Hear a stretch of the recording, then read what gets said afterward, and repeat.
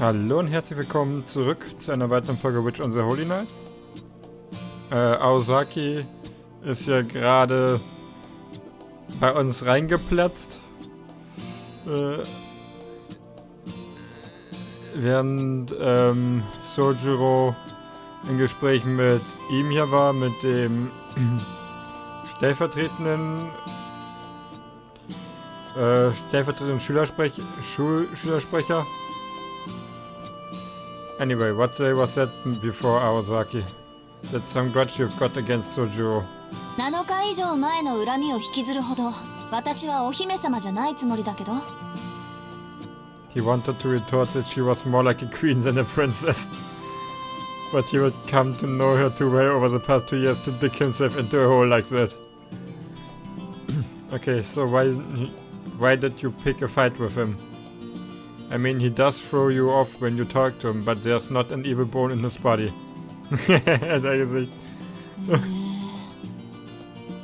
Wow, why are you looking at me like you just stepped in the turd? 別にあんたまでそのセリフを言うのかって心底から見下げ果てただけよ。まあいっか。いいやつ、いい人、結構じゃない？喧嘩を売る相手としちゃ上等だわ。She said casually, having regained her composure. You just can't help yourself, huh? Tomura could not follow her reasoning at all. Tomura was used to Ako's erratic trains of thought, but having Sojiro for no reason seemed needlessly cruel. But nicht having, sondern hating, sorry. His friend's naive and innocent face came to mind, and then he blurted. But so is taking a shine to you, Aosaki. How can you hate him knowing that? His woe of silence had lasted not even 2 minutes. What I meant was, he tried to take it back, but it was too late. She had heard his words loud and clear. All he could hope for now was that she would take it well. そりゃそうでしょ。好き嫌いは誰にもあるし。けどこればかりはね。彼が私と仲良くしたいって言っても、私は嫌いなんだから仕方ない。Stone cold Aoko. Torimaru found himself filled with indignation at how detached Aoko was being. Don't you get this? This isn't just about friendship. Doch, eigentlich schon. And I didn't mean he only likes you either. Believe me when I say that Sonoji really has a thing for you. Wrong. He shouted it, his face is the embodiment of sincerity. Aoko gave him a blank stare. It was the face of someone who had lost their wallet hours earlier and was only just realizing it now. The first instant of doubt that ushers in the reality of the situation. But an instant is all it was. Ne? She answered coolly. As if she had no idea why it should matter to her at all. So what? Were you born in hell? I will assume you didn't hear me, and I will say it again, Sojiro. Torimaru gave up any pretense of masculine solidarity and fired back hard. いいわよそんなの。つまらないもの。She ruthlessly cut him off. Thinking of the boys who still harbored unrequited love for Aoko, Torimaru tried hard to come up with a name befitting the demoness in front of him. なるほどね。それでさっきの話に結びつくわけだ。へえ、柄にもなく友達思いじゃない？殿下。Der Blick, ey. ってことは、聞くも無残、語るも無情っていう私の噂話、教えてあげたんでしょ？ She laughed as fiendish smile adorned her face. Torimaru repented to God, whoever and wherever he or she might be, for every bringing up Aoko's love life. 飛び丸にしちゃ正しい判断ね。褒めてあげるから、どんな話をしたのか聞きたいな、私。Junge, you're dead. She was smiling, but Torimaru wished she would at least try to hide the bloodlust. Just 2 things really, the story we are most infamous for and what happened in this room. Aoko nodded with satisfaction as she listened to Torimaru's hesitant answer. こういう時、噂話って便利よね。うるさいのを追っ払ってくれるから。でも、そんな話を考えなしで広めたら大変だから、これからは気をつけてね。 Had this been in writing, the chilling sweet tone of her words could have been signed with a heart. Whether angry or happy, Aozaki spoke in a disturbingly cute manner when she was in a heightened emotional state. Tomoe took note of this new discovery, aware that it did nothing to get him out of the situation. Don't worry, I value my life, so I will shut my mouth. But Aozaki, do you really hate Soju that much? He knew that it was a topic he would be better off avoiding, but he tried asking anyway. The bonds between men at times shine more beautiful than a pearl.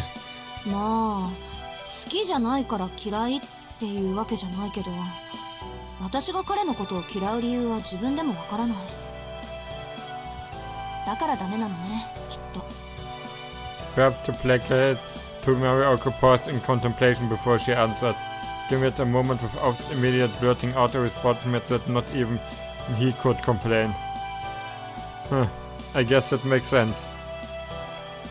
As much as emotional arguments can make sense, there's nothing I can do if neither of you understand why you feel the way you do. Thinking that would be the end of it, Tomoe looked up towards the ceiling and silently apologized to Sojiro.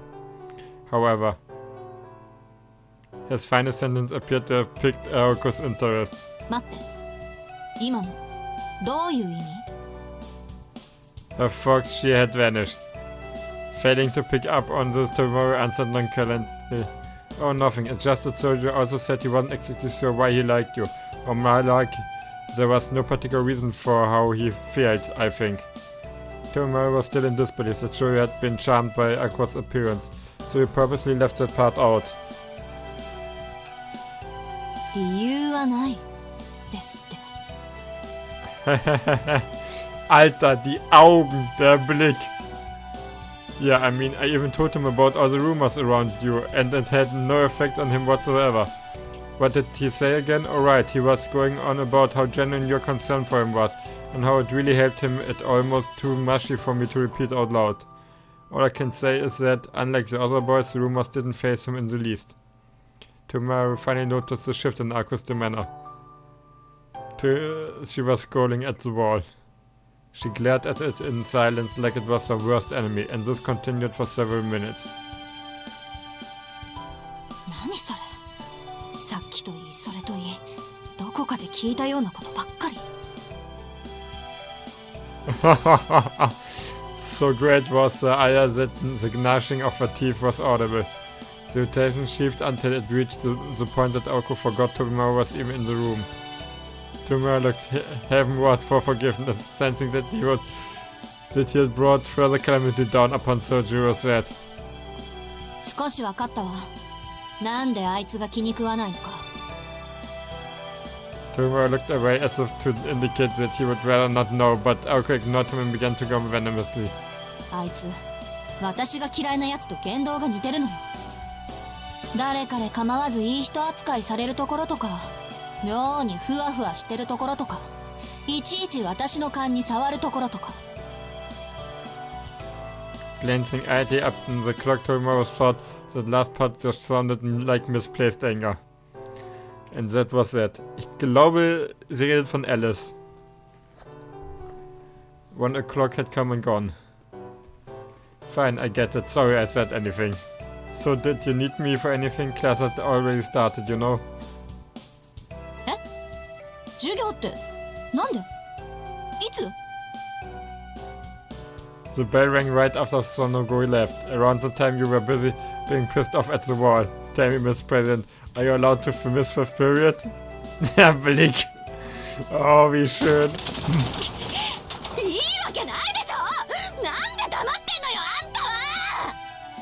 Oh, wie geil. She looked like she was on the verge of tears as she shouted and pulled at his necktie. Tomoe raised his hand in mock surrender, a gesture reserved only for the true victor. Consider this revenge for saying I was worse than a mosquito. Hopefully you've learned your lesson. Oh, hellish demon who feasts upon the hearts of men. 相変わらず細かく根に持つ男。言動には言動で返しなさいよね、卑怯者。She tightened the necktie around his neck with a yank. The vice president smiled a shaggish grin as if her reaction made his victory that much sweeter. Hey, it's no secret you're heading to remedial classics. And I don't have to tell you who the teacher at Class A during 5th period. Old Bad Fujisiro is going to have your head. Fujisiro had one of the longest tenures at the school, so it was only natural she would be in charge of teaching the classics. This is where you stop yanking on my tiny hole as to your classroom.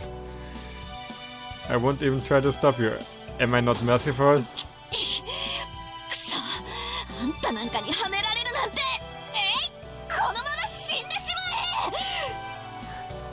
She choked him even harder with his necktie. As Oko put Red's interaction and Wesley strangled Tomaru, he saw his life flash before his eyes. Wait, stop, I'm gonna die. It isn't too late. Do you want some to mark you absent? Oko glanced up at the clock.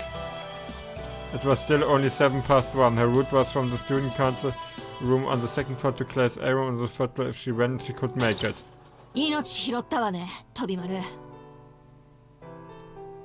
Aoko clicked her tongue disappointedly. What disturbed Tomoe was that it didn't sound like an empty threat.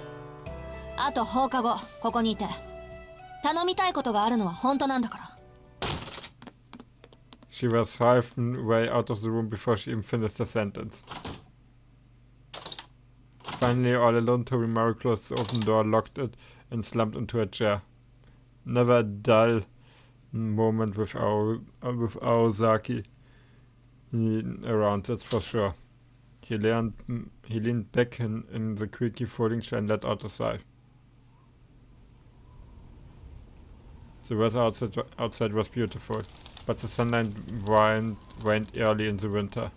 Before long, daylight would fade, and the unheated student council room grew colder and colder. All of the good equipment like Zeta had ended up in the main office, so he had no choice but to settle in for a chilly afternoon. If only this weather would last. Shame, for the forecast predicted more clouds. After this somewhat suggestive monologue, Tomoe's mind drifted. He idly wondered to himself whether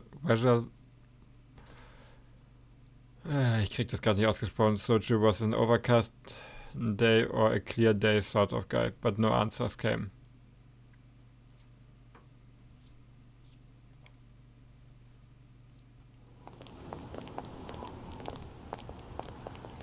The school day over. Soju headed straight to his job. While the school had approved his jobs at the Chinese restaurant and fish market in Misaki 7 district, there was other work he hadn't mentioned to them. And it was not because he knew that they would complain at him working too many, but rather because of the illicit nature of one job in particular. Today's workplace was a pachinko parlor in front of Yashirogi Station. Cedric changed out of his school uniform and into a black Fox tuxedo uniform, then began cleaning the storefront. Yashirogi was the jewel of Misaki City, a busy place with a vast assortment of commercial centers and shopping arcades. Where there were people en masse, there were products made en masse. A romantic might describe it as a place of joy. A realist would note the free enterprise, and a cynic would point at all the garbage. Local authorities had attempted to beautify Yashirogi, but there was one basic tenet of society they could not overcome. This establishment was the embodiment of that rule. Business such as this attracted the dregs of society, and as such the front of the parlor had to be cleaned several times a day. Soju stood outside in the winter coat, sweeping used up cigarette butts, picking up discarded flyers, and tossing empty cans into the trash. Something about it must have reminded him of mountain life, because he cheerfully finished the job with ease.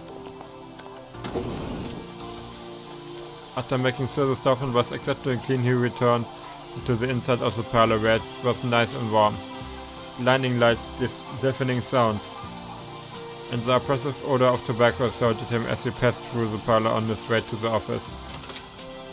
店長、外回りの掃除終わりました。はい、ご苦労様。それでいいかな。2階の40番台のお客さんの様子見てきてくれない？どうも懐に飲んでそうなんだよね。 His boss was a good-natured man who used to work at that shop. The reason he employed someone like Sulze, even though he was clearly a student, was not because he admired him for working his way through school. It was because all of the other employees were scary and intimidating, and he wanted at least one employee who was not. いいんですか？トイレの掃除まだですけど。いいのいいの。なんかね、カメラの死角にいるんでいまいち確証取れないの。そうちゃん、今のところ的中率 100% でしょ。様子見てきてくれないかな。 Hearing this, Sulze put away his cleaning equipment and headed upstairs. It was a typical large-scale pachinko parlor with 2 floors. It prided itself on being a local establishment that was satisfied with taking the locals' money little by little without resorting to more exploitative means. But regardless of the parlor's intention, the customers were not so scrupulous. Among them were casual players, professional gamblers, and cheaters looking to profit by exploiting whatever loopholes they could find. Of particular prevalence was a device developed in the mid-80s that could disrupt a machine circuit from the outside and make it much easier to get what was called a 777 jackpot. As much as the parlor wanted to deny these cheaters entry, it needed to present hard violence of cheating, or risk losing customers. Particularly in the service industry, innocent until proven guilty was not a rule taken lightly. As a result, they could only punish the customers they caught in the act. Such cheaters were known as gotoshi, a slice of society that Sergio knew nothing about. What he did know was that they were inconveniencing his employer and violating the rules. He went upstairs. The radio and game machine sounds on the second floor were quieter than the cacophony downstairs. There were 100 game machines on the ground floor and over 80 on the second floor. While there were some empty seats here and there, it was a solid evening turnout. The machine mentioned by his boss was in the center. Sergio nonchalantly leaned back against the wall and watched the customer hit the jackpot over and over again. The second he saw her, his gut told him that he was not cheating. He still was not sure what made someone a master swindler, but if it meant they were special, someone certainly fit that description. It was almost as if he could feel the luck emanating from her. As the customers looked on, she silently turned the handle again and again. She appeared older than Soichiro. She wore a green form-fitting one-piece dress. A pair of stockings covered her legs. Her slender legs were gracefully crossed and her elegant suited a painting better than a casino. Her dark, reddish hair was cut short in a bob, perfectly framing her stylish spectacles and crimson lips. Truth be told, something was off about this picturesque beauty, ringing the jackpot over and over again. 4 boxes worth of pachinko balls sat at her feet, and her winning streak showed no signs of abating. She looked bored as her slender porcelain fingers lifted a long cigarette to her lips. Just as that thought crossed his mind, her gaze turned towards the violent Soichiro. Okay, was geht da gerade ab? Suddenly a chill ran down his spine. He reflexively covered his mouth to keep from shrieking.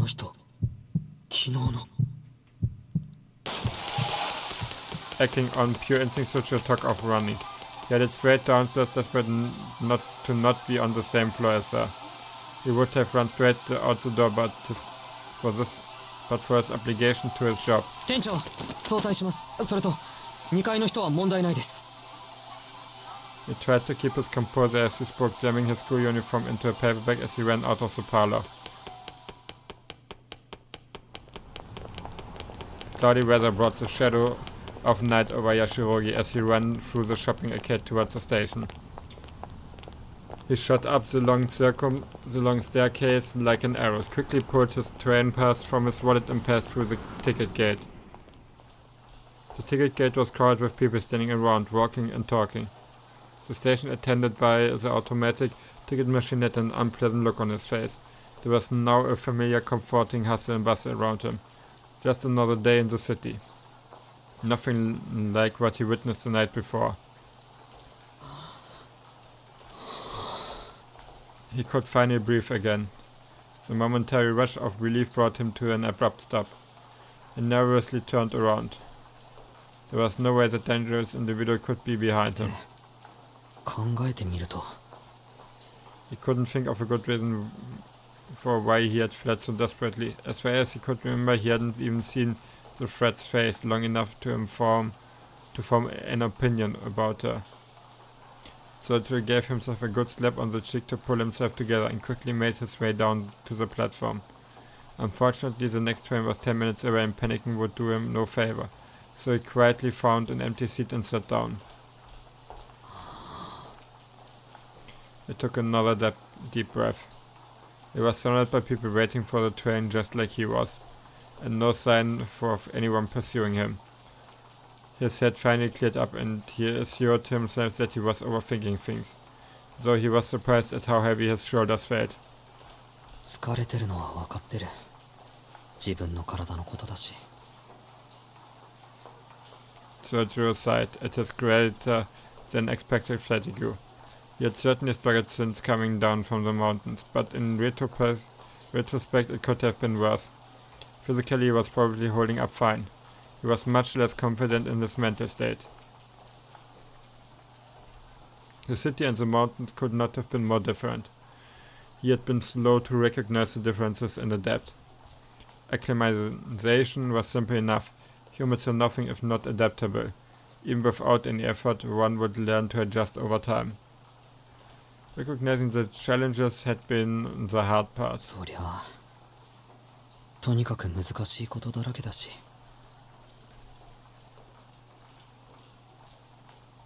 Cedric grumbled a complaint he had never uttered before.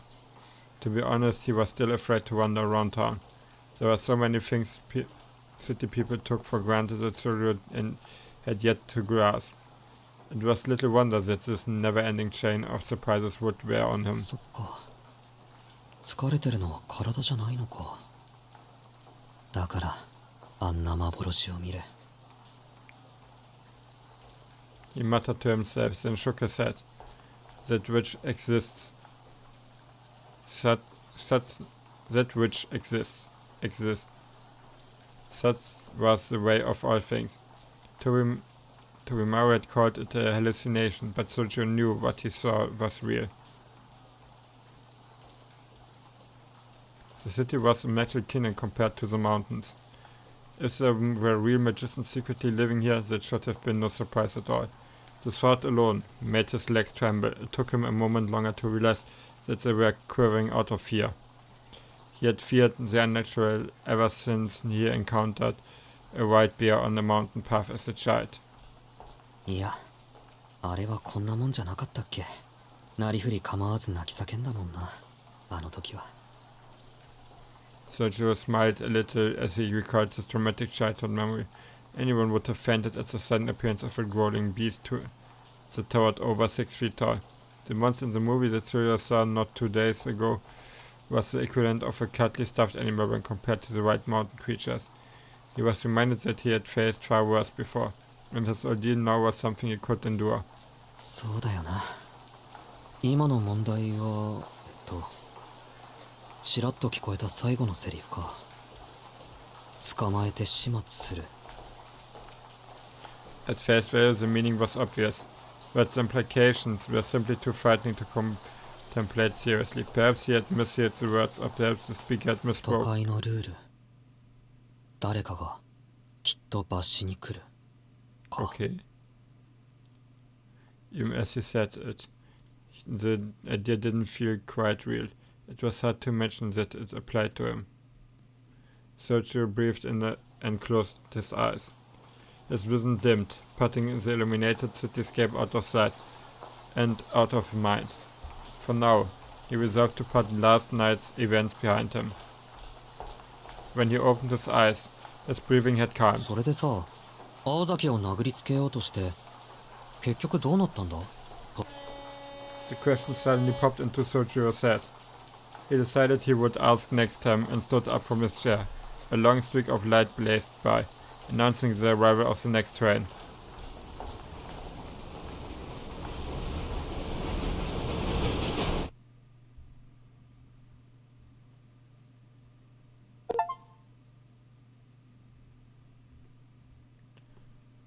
Okay, wir haben wieder ein Kapitel abgeschlossen.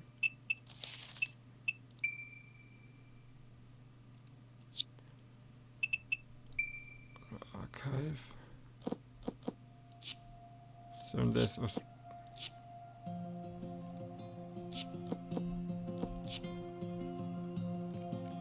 Okay.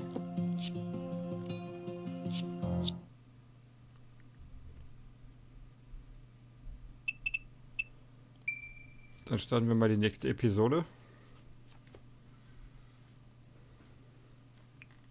Episode 3, Nights. Let me tell you how the events of yesterday transpired. On moonless nights, you must never look back.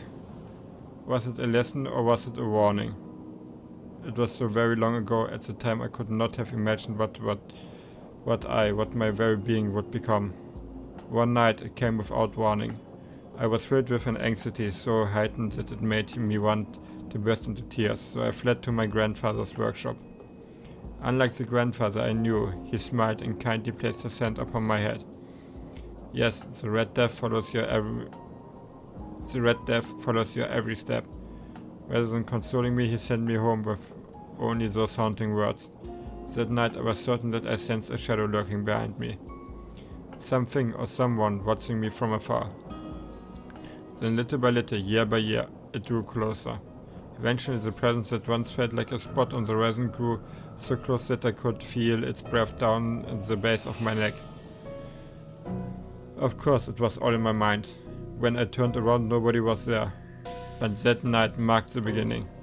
In hindsight, I later understood that the indescribable anxiety I felt was the dread of certain death.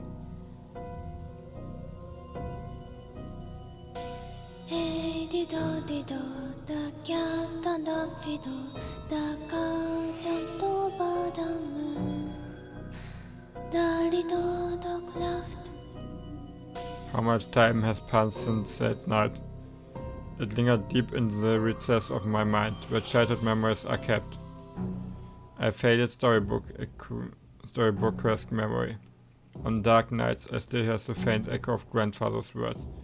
But no matter how strong the wind may howl, or how entrancing the song of the girl next to me, I could never bury his ominous words completely. The girl beside me said. Alice's inflectionless voice spoke volumes of her role as a bystander. That night was only me and her. It was the night I would mark as the birth of who I am today. For what would have been quite a memorable night, it sure wasn't a promising start. Dense clouds blocked the starlight above like a black umbrella. Strong wind tore through the sky, carrying the heavy clouds with it. The hands on the clock in the middle of the park pointed skyward as if reaching for the moon. Unfortunately for them, tonight there was no moon to point at. The winter air grew fiercer as the night wore on. Inhaling felt as though it would freeze me from the inside.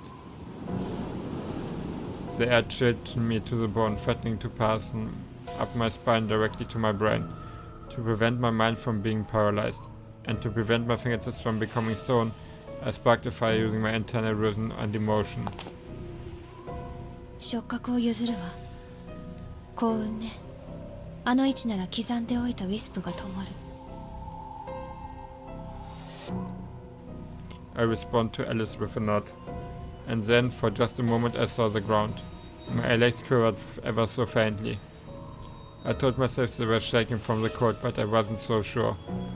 In reality, they may not have been numbed by the cold, but by fear. I breathed a sigh of relief.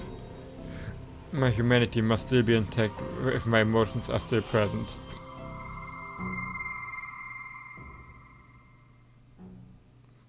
Before I could sink into a pool of my own sentimentality, the sensations from the bounded field flowed from Alice into me. A transparent wall covered the entire park. An unrecognizable carpet rooted deep under the earth. Alice conjured chants of the Mother Goose fairy tales permeated the night. The sensation became one with my body. I felt goosebumps on my quivering right arm. Someone had trespassed. The goosebumps crept up my right arm like ants, and slowly but surely made inroads for my heart. Holding back the desire to drive them out, I waited for them to reach a certain definitive position. A moonless night. The park's quaint streetlights were not enough to lift the darkness. The ants came to a stop. Far from my right arm, they had reached my very heart. Even without the aid of my senses of sight, I could see the intruder lurking in the darkness. The starboard in the bushes, about 30 steps back, on all fours, it was beckoning with its right hand. The enemy's movement and my perception of where it in lockstep.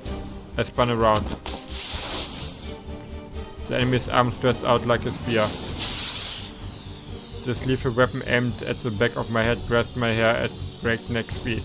With the omniscient awareness granted by Alice's ward, I managed to avoid it by the skin of my teeth. My hair fanned through the air from the violence of the attack. The strike grazed my cheek and I felt a small sharp pain. It felt like the kiss of death. I switched the flow of my body to a different cycle. Oh, das sieht so geil aus. The blood running through my veins at a few feet per second transmuted into imaginary element. My body became a single circuit and my heart transformed into a completely different engine. Within my stern and unknowable emotion, unknowable motion of immeasurable heat, something mystique yet untapped by humankind that made me who I am. It was the fire of life behind all miracles and fables. What we mages called magical energy. I turned around, set the enemy inside and held up my hand. My arm was the agent of my will. My lack of experience meant magecraft would only be possible within the use of vocalization and gestures. Magical formulae were engraved all over the park. All I had to do was ignite them. I needed to direct the flow of magical energy within my body into each formula. Typically, a mage can act as a conduit, whether wired or wireless. The mage simply pours magical energy into the formula, wheeling this energy in form of a projectile stream or any number of other methods would usually suffice, but in my case it was the feeling of my limbs wiping out.